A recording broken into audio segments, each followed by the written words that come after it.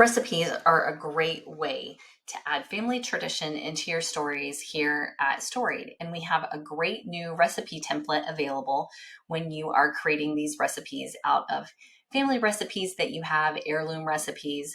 So I'm going to show you how to do that quick and easy. From a new story page up at the top, there is now a drop down where you can choose story or family recipe. We're going to choose family recipe, and I want you to notice before I click on it how this section down here is going to change. So I'm going to click on family recipe, and now we have different fields available. We have recipe name with recipe background, so you can tell a little story about why this recipe is important to you and your family, ingredients, directions, additional details, location, and dates if applicable. So I'm going to actually start, my favorite way to start is to start with a photo. So I'm going to upload a photo that I have, and I can always resize this if I need to and crop it.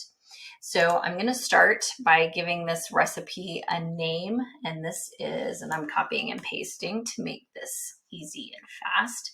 This is blackberry chicken salad. It's one of my family's favorites. We love salad during the summer when it's super hot down here in Georgia. And this one is really good and refreshing. So I've got my recipe background in, and now I can do ingredients. And what's great about this is going to give me on the ingredients, it's going to automatically start bulleting for me. So I'm going to choose, and notice this one is the salad. So this one I can say bold, this is the salad recipe part. And then I'm also going to do a section that is for the dressing. So I've kind of got two different types of ingredients going on, and I can do that here in this particular template for our recipes. So, and again, I've got my different formatting tools, so I can bold, italics, underline, the different types of bullets. We've got a regular bulleted list, and then you could do a numbered bulleted list. So those are my two sections that I'm going to include for my ingredients. And now I need to grab the set of directions for my salad. So I'm going to copy those and I'm going to paste, and notice again that it's kind of defaulting to that numbered list that you can change if you need to. And I'm actually going to change mine around a little bit because I'm going to try adding that in again and do a paste from plain text. And it looks like it's going to make me do my numbers. And I did not type this, I'm just copying. So I'm going to have to make it look the way that I need to. So those are my directions. And notice my numbers just automatically adjusted for me. So those are my directions. If I want to include any additional details, I can. This serves 4 people. And I'm going to leave the location and date blank for now. So I've got my information added. I'm going to click on next. Notice when I get here a couple of other different features for the recipe part. So whose recipe is this? This is actually one I found on the internet. It's not a family recipe.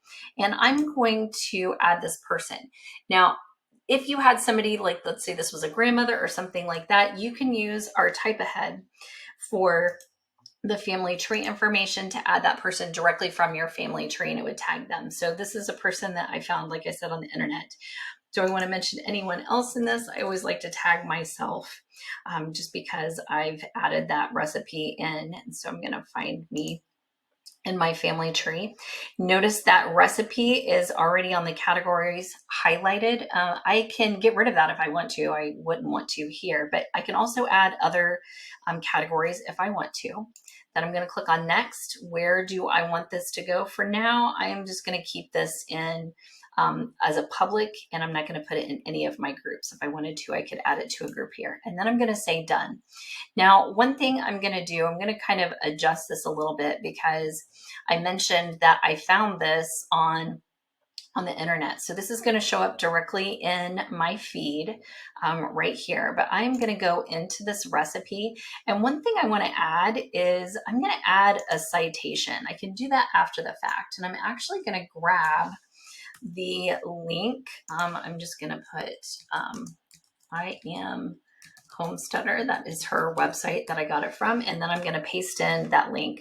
I could include notes here and source details if I wanted to, but that's all I'm going to put.